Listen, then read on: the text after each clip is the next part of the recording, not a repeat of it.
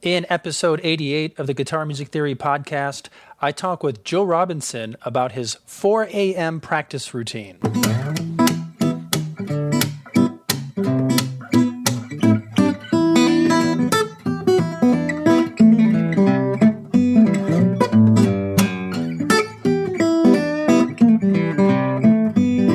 Greetings, guitar engineers. Welcome to the Guitar Music Theory podcast.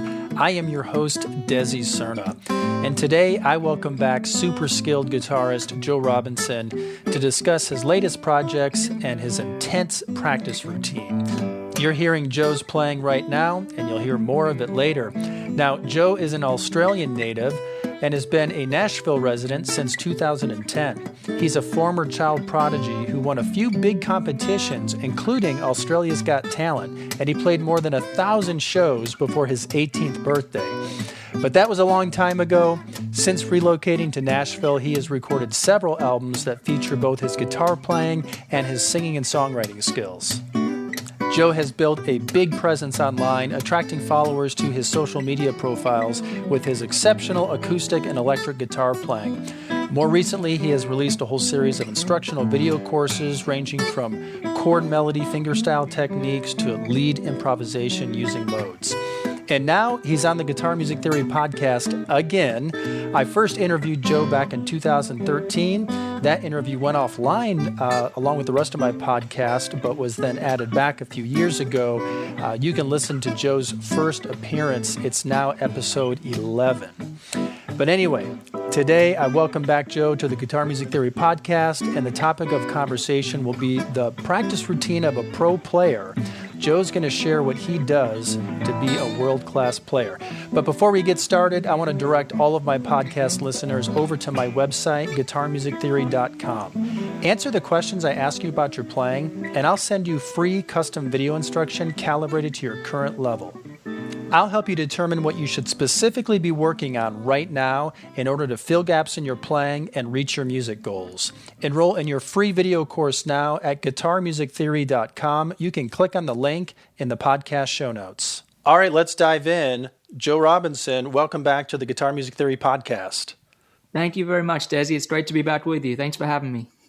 So last time we talked, I was still living in my hometown of Toledo, Ohio. This was about 7 or 8 years ago. I think it was back in 2013. You had already moved to Nashville at that time, a couple of years prior to that, and were busy with your career. And then coincidentally, around that time, I was also looking to relocate, and I chose to relocate to the Nashville area as well. So we're not too far from each other. You're closer to the city. I'm a little further away, but it's great to get reconnected here. Yeah, I'm glad you're in town. Nashville is such a great music community, and it's spread out, of course, to Franklin and Spring Hill. And I'm in the Bellevue neighborhood right now, so a little west of town. And I love it. I've been in Nashville since 2010, and time really flies. Yeah, and there are tons of musicians here. I mean, I heard that before I moved here, but I just didn't realize how true it was, even here in Spring Hill, it's a neighbor who's a producer and another neighbor who, tours with a major act, and they're just all over the place, so it's a neat community. Well, why don't we start with you kind of, I know you're involved in a lot of things because you're a singer-songwriter, you're a super skilled guitar player, both in electric styles and acoustic styles and fingerstyle, chord melody. And in the past few years, you have created a lot of instructional courses, so you're known for that as well. Why don't you just kind of let us know what some of your recent projects are that you've recently released or what you're working on? Well, I have a number of courses available with TrueFire. And so I've been shooting courses with them for about 5 years. And at the start of the pandemic, they started to launch channels on TrueFire's website. So I created my own channel. It's called Guitar Synergy. And throughout the pandemic, I've been posting a lot of videos and gradually getting to a point where I can record split screen tutorials for all my songs and a lot of great arrangements. So there's about 250 videos right now up there. So Guitar Synergy is where people can find information about that, just Google Joe Robinson Guitar Synergy. And I also have a course called Joe's 12, which is a 12-week program in which we cover things like practicing and songwriting, recording, arranging songs. It's kind of a real big picture view of what it takes to be a kind of a well-rounded guitar player these days. And I interviewed a lot of my mentors for that course. So I interviewed, legendary people like Steve Vai and Tommy Emmanuel and Eric Johnson, Robin Ford, and Grammy Award-winning songwriter Rodney Crowell, Gary Nicholson, Brent Mayer, Fred Gretsch, all kinds of interesting people who have been, so great to me over the years. And it's a pretty special window into that mentor-student relationship. And I've had just rave reviews for that program. So folks can check that out at joes12.com. And other than that, I have my last album came out a couple months ago. It's called Borders. And people can listen to that on Spotify or whatever streaming platform they'd like. And my website is joerobinson.com, and there's some tabs and whatnot in my web store. And I'm on all the social platforms too. Awesome. You've been very busy. You're accomplishing a lot. You want to give us a playing sample of maybe something off the new album, or maybe something out of a new course? Sure. I think I'll play an unreleased original song that I have. It's called Byron's Bounce.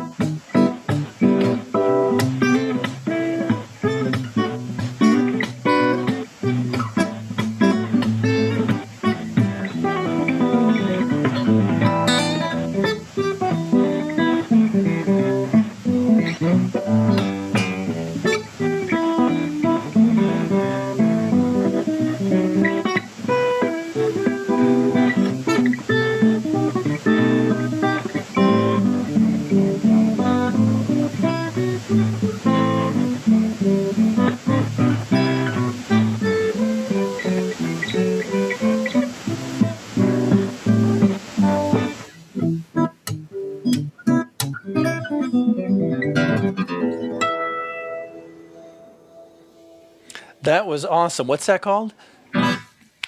Thanks, Des. It's called Byron's Bounce.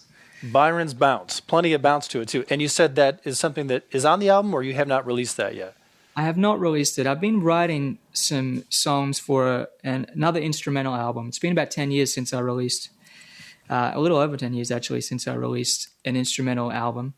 So I've been kind of, working on some new compositions, and that's one I'm planning on including on the next project. Yeah, it sounded fantastic. To the listeners out there, there was a little bit of static there at the end, just because we're connecting here on Zoom, and sometimes it does some funny things with the audio. So I don't know if you noticed that on your end, Joe. Did you hear that air coming up? I heard some in my little earpiece here.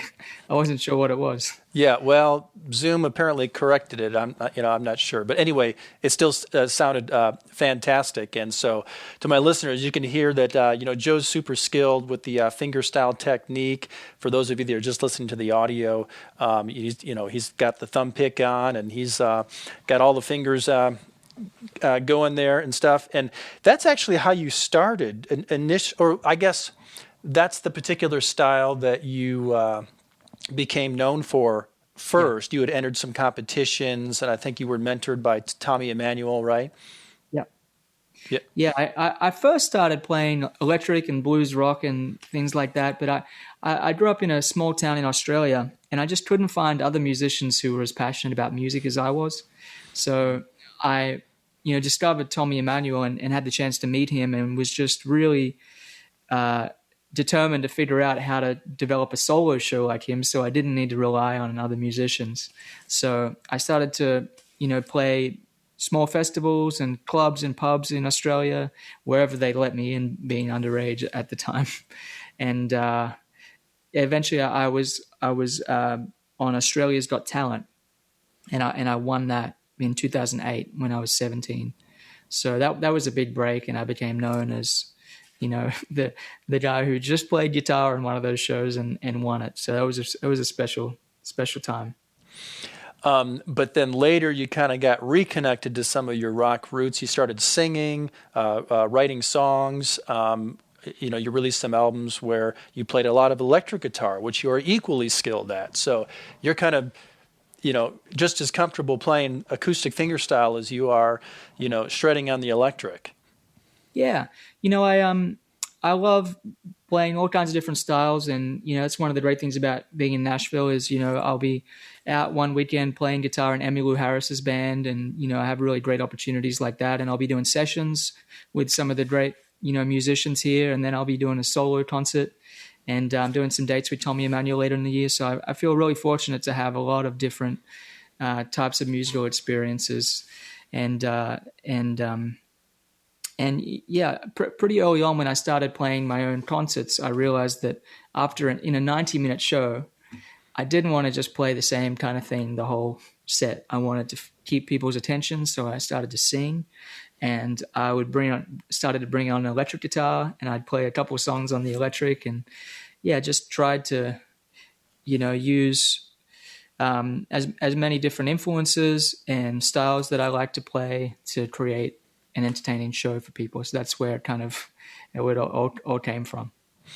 I have only seen you once live, and it was at a club in Detroit, Michigan. This would have been back, maybe around the time that we recorded the podcast. It must have been the first one back in 2013.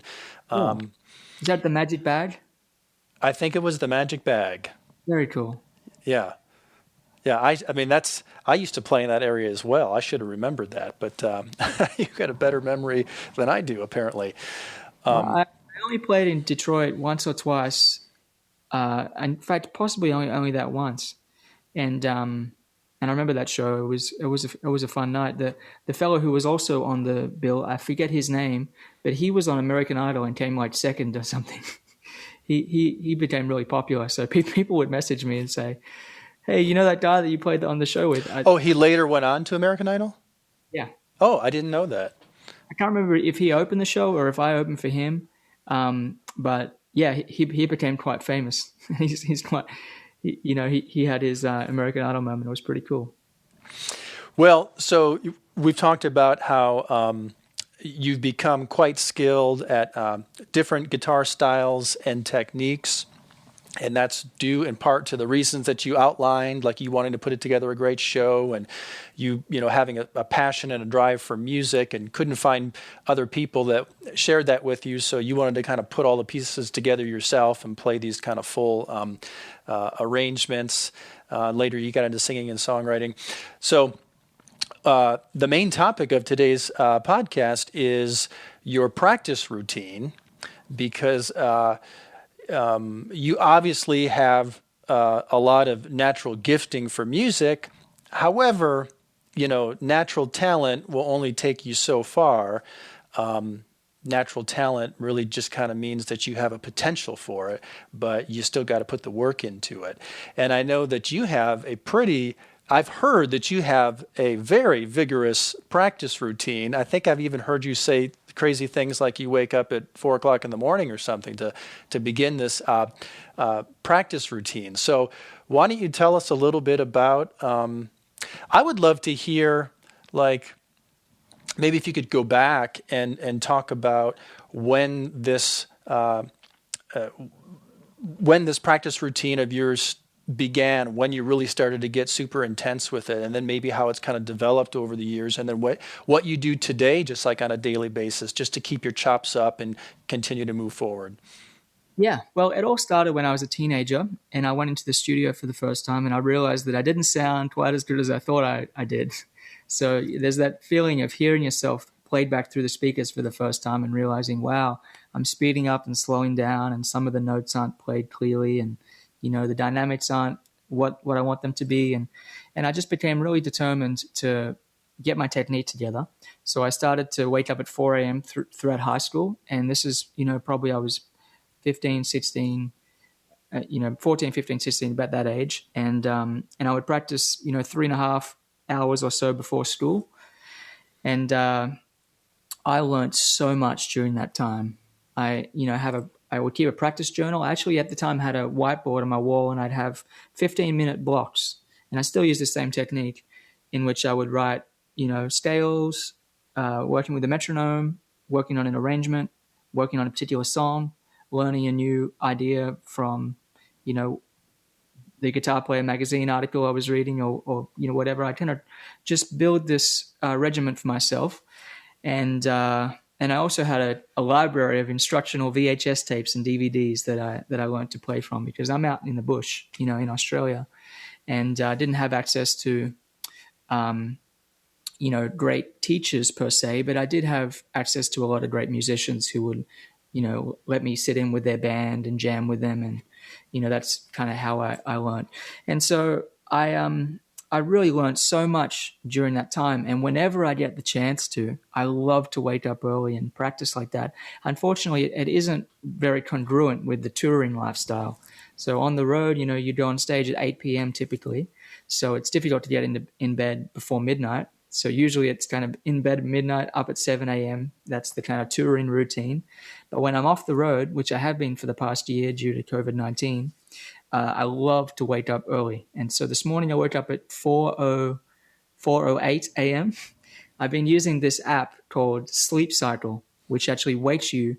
It's a little bit creepy. It records you while you sleep, and it takes note of when you're tossing and turning, and therefore it can kind of determine your REM cycle. So it wakes you. It doesn't just wake you abruptly at 4 a.m. It wakes you between 4 and 4:30. So it kind of listens to me and wakes me at the ideal time in that window. What time did you go to sleep though? I went to bed at I tried to go to bed earlier last night. I went to bed at 8:30. Okay, all right. So you're still getting a good amount of sleep. Yes, 7 to 8 hours. 8 hours is really great. It's just so difficult to get it sometimes. But yeah, generally 6 is a minimum, but 7 is probably the average. And I wake up and I read for 30 minutes after cleaning my teeth and whatnot. And I've been reading a great book about practicing, actually, called Peak by Anders Ericsson. And he was the scientist behind the 10,000 hour study, and has some really fascinating information about the importance of deliberate practice, which is something I think a lot about. So yeah, I mean, some people would hear this and think that I'm just this super disciplined person, but the way I think about it is it's actually just, I've found a routine and some habits that work for me. And once I kind of get used to them, it's just like, okay, I just do what I do. I just go to bed at that time because I'm pretty tired. And then I wake up at that time because I'm ready to go. And I have a practice journal. And in my bookshelf here, I have stacks and stacks of practice journals. I really find that I have a more effective practice session if I map out what I'm going to do and kind of tick off, each 15-minute block once I've finished it. And so I basically have a 3-hour practice block right now from 5 a.m. to 8 a.m. And then from 8 a.m. to 9 a.m., I'll take care of emails and whatnot and all the stuff that, has to be done. And then at 9 a.m., I'll have breakfast. So that's my morning ritual right now. That's fantastic. That's awesome. I used to follow something similar when I was younger. It's so funny to hear you talk about, your whiteboard, whatever. I used to use storyboards. If you're familiar with that, I had like these styrofoam boards, and I would get these multicolored like note cards and would write out different stuff and put it on there when I was a teenager. And, everyone thought I was a little nuts, a little crazy, and I would wake up early. I wasn't waking up at 4 o'clock, but I might wake up at 6 or 7 or something like that to try to get a couple hours before I had to go into work or something like that. It's so funny to hear you mention this, because I look back and I'm like, where did that idea come from? Like, what other young person would decide to do something like that? Typically, they didn't, but yet, you fell into the same thing. And I think it's like if you love music, if you love guitar, and I think if you have the right type of driven personality, that you're going to choose to really pursue it hard. I'm guessing that you're not the type of kid that would sit around playing video games for hours, that you would have rather had your guitar in your hand, right? Well, truthfully, I loved playing Age of Empires. That was the only video game we had in the house. But my parents just basically forbid it. It was basically like there was no way you would have a game console. I mean, we weren't even allowed to watch TV during the week. It was like you'd put on the news. We had a TV about the size of a dinner plate. I grew up basically on a 100-acre property, and I'd get home from school and I'd split firewood and help my dad with some fencing, and then we'd sit around and hang out, and occasionally we'd be able to watch The Simpsons. That was a real treat. But I remember one time I got suspended from high school. I got in a fight or something, and it was a TV ban for a year. So I wasn't even allowed to watch TV. Wow. So that's probably the best thing from my guitar playing. And my parents really believed in, just kind of, I have three brothers and 2 brothers and a sister, so 3 siblings. And yeah, it was a really great childhood up, in the bush. And yeah, if I had a video game console, I might have became a coder or something. Who knows? But to me, music was my out. Music was a way for me to get on stage and for me to show off what I did. I love the feeling of performing. I think some people are naturally born composers, and some people are naturally born performers, and I really enjoyed performing, and I also enjoyed making up my own songs as opposed to learning songs verbatim. But I actually started on the piano when I was about 5 or 6, and I just really wasn't cut out for that. So the guitar for me was, an instrument that felt really natural, and I could see how I could get good at it if I practiced. And I went to a Salvation Army type store one time when I was younger, and I found a 10-year supply of Guitar Player magazines, and it was like for $10 or something. It was for nothing, and so I bought it, and I read every article. And this is from the 70s and 80s, so I would read articles by a lot of these shred guitarists, and I don't know where I got the idea to get up and have that kind of routine, but I'd read about people practicing 8 hours a day, and I'd be thinking, oh man, that would be so cool. Wouldn't I get so great? So that's all. I mean, so you just had a genuine passion for it, which is something that I can really, relate to. I was kind of the oddball kid that wasn't always interested in what most kids were interested in. I was like, well, can't I just go home and play my guitar? But I love that, and you're just totally immersed in it. I mean, I love that you're reading these interviews with famous guitarists, reading these magazines, getting up early, yeah, I mean, thank God for your parents. It sounds like you even probably inherited a bit of something from your parents, where they were people that were going to get up and they were going to actually do something and be productive. They didn't want their children sitting in front of the TV. So that's wonderful. I think that turned out well for you. Yeah. They have some combination of kind of it was of kind of a farmer. Like we grew our own food and we had cattle, and it was just this kind of homesteading type lifestyle. But my dad's a surfer, so he just loves to surf. And but both my parents play a little bit of music, and so there was just music and doing things outside. And I was kind of honestly, I was a little determined to get out of the bush, so to speak, when I was younger. I remember feeling like frustrated, like kids in high school would say, "Are you going home to sleep in your cardboard box, Joe?" and they tease me. But I knew that music was a way for me to, be on a bigger stage, and for me to, as soon as I saw Tommy and Phil Emmanuel and met them, I was just like, okay, game on.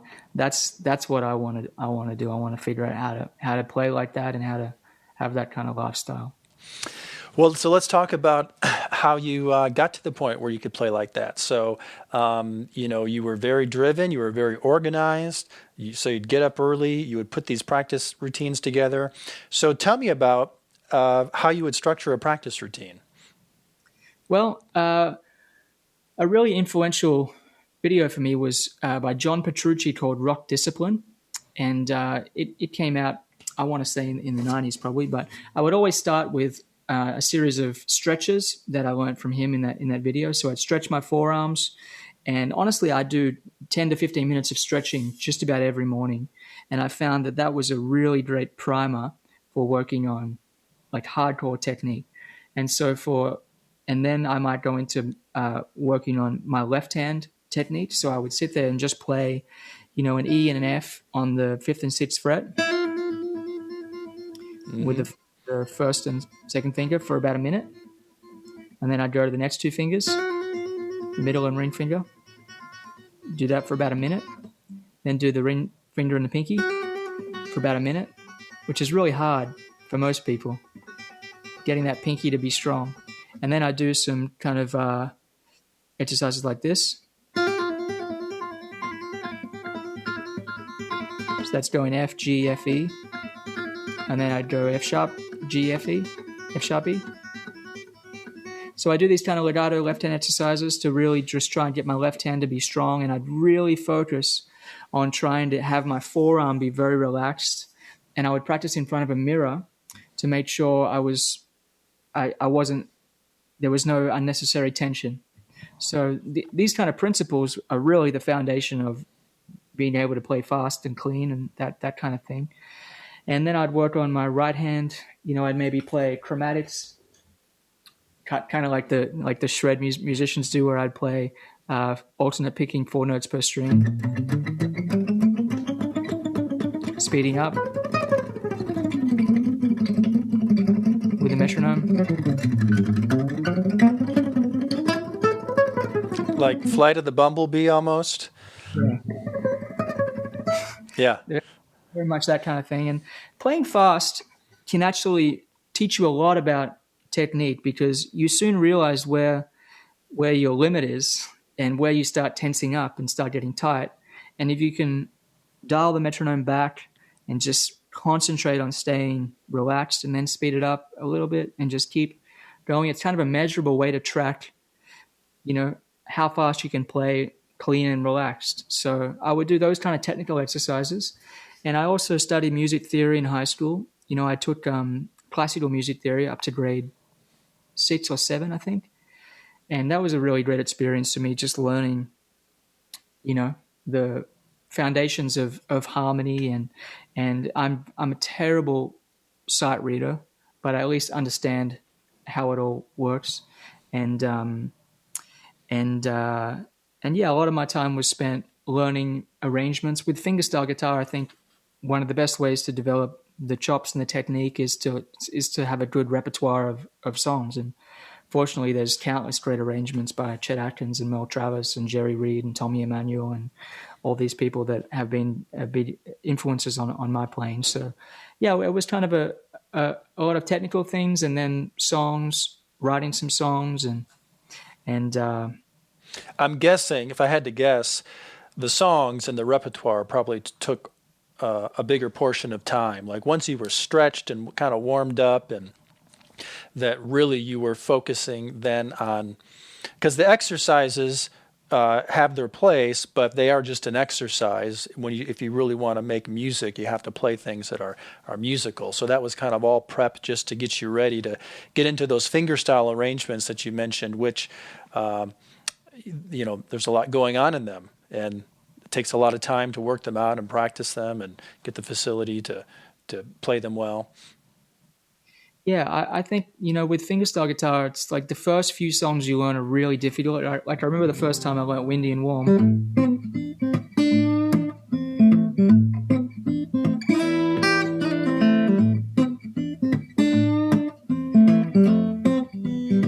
Getting the thumb to do that and have it feel good was really difficult, let alone adding the fingers. But once I got relatively comfortable with that song and I learned another song, like Freight Train,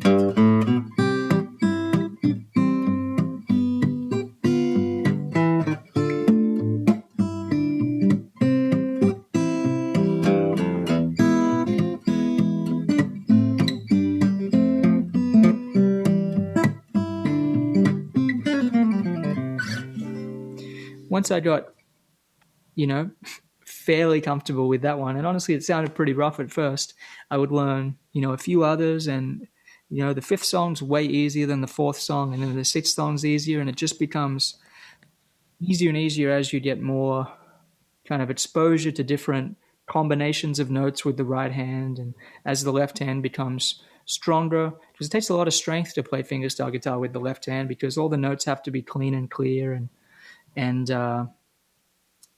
I'm playing an acoustic guitar. I have a 16 on my high E, so I use heavy strings.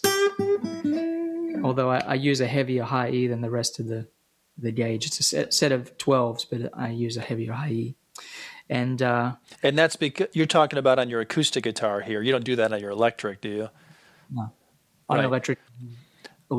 So on that acoustic guitar, you want to make sure you have a good full tone with those melody notes that are often going to be on the top string, and with a typical gauge of acoustic strings, it might sound a little thin on top, which is fine for most acoustic playing, but for the fingerstyle stuff, the chord melody stuff, you might want to have a little bit more tone out of those notes in the upper range, right? Exactly. Yeah. Yeah. So you're working on songs, and then so were you also like working on building a repertoire because you wanted to go out and perform those songs? Yeah, absolutely. Yeah, I used to, stand in front of the mirror and I'd play my whole set. And so in Australia, I used to play a lot of, music festivals, and Australia's, is kind of a, drinking, listening to some music culture, that's kind of a big part of the, and it's always summer there. So there's lots of outdoor gigs and music festivals going on. So yeah, I would play, a few hour set at a festival or fundraiser and all kinds of different events. And I'd take my little AER acoustic amp along, and I'd just play. And I found that, I figured out what songs worked, which songs impressed people, and which songs would get them to buy my CD. And that's the thing about what, performing is once you step on stage, you learn really quick where the weak spots in your playing are, and especially I used to record myself, I'd listen back to critique the show. And I found that, still to this day, the biggest battle is timing, is getting everything to be so in the pocket and so on the, on the money with regard to the groove. So I would certainly practice my live set and work on, playing everything slowly and fast and quiet and loud, and just try and get as comfortable as I can with playing songs. I've really come to learn that so much of what I do is muscle memory, and the way to train the hands to remember what to play is to play it over and over again with a really relaxed technique. Right. Yeah. Lots of repetition. I mean, it's really the only way. It's funny how many people email me and contact me because, I got a lot of students. I sell tons of courses and stuff. And they're like, so what, how do you get yourself to memorize a song? How do you get yourself to play something without looking at the chords in front of you? Because as soon as I look away from the sheet. I don't remember the song. I'm like, you run it over and over and over until you stop thinking about it and your fingers just kind of know where to go. Muscle memory takes over. Yeah, people would sometimes say to me, "Oh, I love listening to you play so much. I'd love to have you just serenade me at work all day." And anyone that's been around me when I practice will testify to the fact that I just play the same thing over and over and over and over again. Whatever new song I'm working on, I'll just loop that tricky little bar or that, the intro, and I'll play it painfully slowly with a metronome just belligerently ticking away. And I've been doing live stream concerts lately, and I'll see a chat on the screen, and I'll get requests for songs. In some cases, I haven't played in 10 years, and I'll say, sure, I'll give it a shot, and my hands will remember how to play it. It's absolutely shocking because my brain has no idea of what that song is. I can kind of hear it, but it's amazing to me that the hands remember it. So, muscle memory is incredibly powerful. It really is. In fact, I even have moments where I'm trying to play something that I had forgotten, and sometimes I'm trying to think about it, like what key was it in, where did it go, and sometimes that helps. Things start to come back. But other times I just have to stop thinking about it, and I was like, just give me a second, and I make myself go through the motions as if I knew how to play it, and oftentimes, sure enough, my fingers go there. I'm like, there it is. So I'm trying to recall that muscle memory. You're touching on a lot of things here, Joe, that I am constantly preaching in my podcast about putting time into practice, about being intentional about what you choose to practice, about how how songs are the end goal, no matter what you're doing, and so you always want to work toward applying the techniques that you're working on or the theory that you're studying. You always have to work on applying it to something musical, and that's songs. And you always want to work on having complete songs, whether you're trying to put together a set list and be a performer like you, or if you're just someone who's just a hobbyist at home, you still want to kind of take the same approach as the professional. You probably won't be it's not going to be as intense, but you still, at the end of the day, want to say, I've got these songs down and I have a repertoire and I can play them for my own enjoyment or play them for others. And the muscle memory thing about just going through something over and over until you stop thinking about it, and muscle memory takes over. And everyone in my family can attest to that. They really, my guitar playing is really an annoyance that more than anything else to them. And my wife loves to tell stories about me driving her crazy by playing the same things over and over, particularly early on in our relationship in marriage, when I used to play gigs at the coffee shops and stuff where I would do fingerstyle, like Beatles stuff and that sort of thing before I started playing in bands. And as you mentioned, the only way to get comfortable with that stuff, especially when it gets a little bit more intricate, is you just have to do it over and over and over. So like to this day, my wife can't listen to the song Lucy in the Sky with Diamonds because I was working out a fingerstyle arrangement of that, trying to play the melody on the top strings with the it's kind of like a descending melody, but then you have this ascending bass line. And I was trying to put the two together. And apparently I just practiced it a little too much, and I've ruined the song for her. So I know exactly what you're talking about. So would you like work towards saying I'm going to have like a 1 hour set of music, and then it was like, okay, now I want a 2 hour set of music, and like tell me a little bit about planning your repertoire kind of like by set or by length or by performance? Yeah. Well, early on, when I first started playing, pretty much as soon as I started playing the guitar, I came from the piano, and I started to play the guitar, and I learned just really simple songs, like Wipeout. And I was in the school band, and my mum was kind of one of the assistants for the school band. My mum plays drums and piano, and is quite a musical person. And there was maybe a dozen people in the school band. And the school band teacher said, "Oh, you guys should start a little group and go in the Battle of the Bands. Like, that'd be really cool." And we were 10 or 11 years old, and we thought, oh, great. And so we had a boy who played the bongo drums and a girl who played the bass because her father was a musician. And a boy who played recorder, he got a saxophone, and the bongo player got a drum set. So we started this little mini rock band, and I grew up, kind of learned the songs I'd learned with my guitar teacher. I took lessons for the first year or so of playing, and we'd go and learn the songs with the band. And when we got a 30-minute set, it was like, okay, we can perform somewhere now. And so we go out and play on stage, and I was just hooked on performing. And then it was like, okay, how do we get an hour set? And so we'd learn some more songs, and how do we get a 2-hour set? And then we get a 3-hour set. And then it became like, okay, Joe, you can't just play a 15-minute guitar solo on every Santana cover we do. and we developed, a 3 to 4 hour set. And then when I started playing solo acoustic, yeah, it really took a while to get that repertoire. And I remember playing in cafes, playing background music where I could kind of just play. I could just vamp on chords, and that was totally fine. That was perfect for the environment. So I would just play like Moondance, something like that.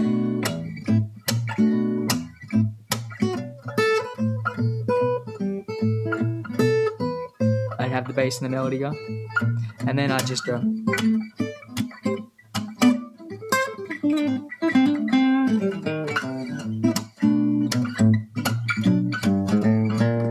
Take a bass solo.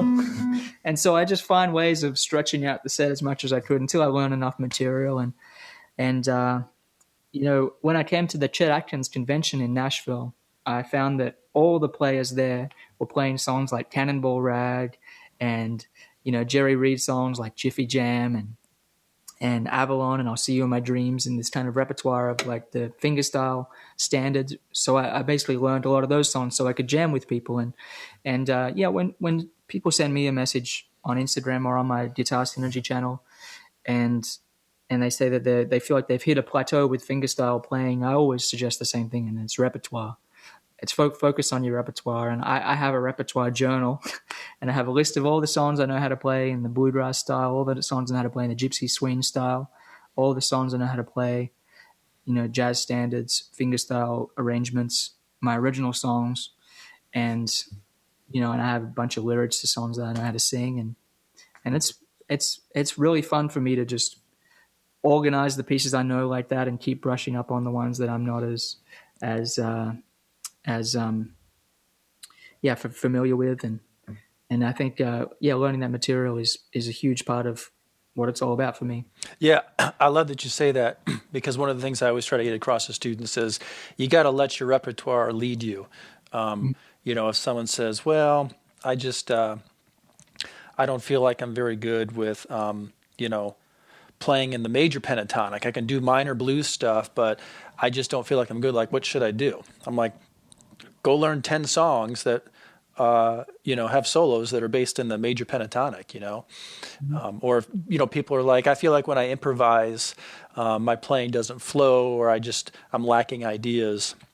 What do I do? And I say, well, first, go learn a bunch of other solos and memorize them and analyze them and look at the licks and phrases and build a vocabulary, and then try your hand at improvising. And at that point, you've got something to work with, and you're likely going to come up with some of your own ideas as well. So again, I love that you're kind of reinforcing everything that I've been preaching here. Let the repertoire kind of lead you. I love that you moved here. You saw that people were playing things that were a little bit different than what you were familiar with. So what did you do? You learned those songs. And then they became part of your repertoire, and now you can go out and play with those people, and I'm sure that you learned some new things from the process. And even though you're always kind of putting your own spin on things, a big part of developing as a player is vocabulary, and you learn that vocabulary by just first learning what somebody else has done, and then the next step is then, okay, where can I take this? What can I do with this? I love that you mentioned earlier too that you were always recording yourself as well. Such a great way to critique yourself, and you never really know what you sound like until you record yourself and listen to it. And sometimes you can be surprised in good and bad ways. There's some times where I'll be like, oh, wow, that sounded sloppy. I thought I had that tight. And other times where you probably experience this too, where I'm like, wow, that sounded super slick. I didn't realize it came out that good, So, and I'm always encouraging people to record themselves as well, because kind of gives you something to show for yourself for all the work that you put into, learning music. It's nice to have some recordings and say, hey, I did this. That's me playing, particularly for people who are hobbyists, which is going to be most of my listeners here. If you're a professional, you get to release the album, you get to play those big live performances and stuff, and that gives you a great sense of accomplishment. Where if you're just a hobbyist, you kind of never do that, and you can kind of get stuck in this cycle of just kind of perpetually practicing, but you never go anywhere with it or have something to show for it. So I tell people, record yourself, and if at anything, at the end of the year, you're going to have a dozen or so recordings, whether it's an audio recording or maybe you made a video and posted it to your YouTube channel. And it's like, hey, I've got something to show for what I've done. We've gotten a little off track here, Joe, but I just want to kind of tie this into the interest of my listeners. So I wanted to talk about, you mentioned that you have this course called Joe's 12, where you influenced some pretty well-known guitar players and some of whom have become mentors, but I think mainly you picked people that were big influences on you. You mentioned Tommy Emmanuel. You mentioned Steve Vai, and Robin Ford, John Jorgensen, Rory Hoffman, who's an incredible local musician. Yeah, I mean, just people I have a personal connection with that have inspired me and encouraged me. And the way the course is cut is, the first week is about a 90 minute to 2 hour video about practicing. So I interview Steve Vai and ask what he thinks about practicing, and then I talk to Eric Johnson and ask what he thinks about practicing, and then I talk to Tommy Emmanuel, and then I talk to John Jorgensen, and it's just kind of this cross section of different ideas and advice that they give me, and I talked about my routine and what I do, and much of what we talked about in this chat. But I was constantly learning things from these people, and I still reflect on some of the conversations and just think, wow, I really learned something that I wasn't expecting to learn. And Keb Mo was another, and throughout this past year, I've just been thinking about why is music so important, and why has music changed my life, and like, what do I need? What is my job as a musician? What is our job as a musician? Whether we're playing for the fun of it or whether we're doing it professionally, and it's really just about making people happy and spreading joy. And that was something that Kev Mo and Tommy Emmanuel both were pretty clear on in the Joe's 12 interview. I asked people what their why is, what their mission is, and that's something that I think back on a lot. It's kind of like asking a chef, why is cooking and making food important? Because people like to eat and it tastes good.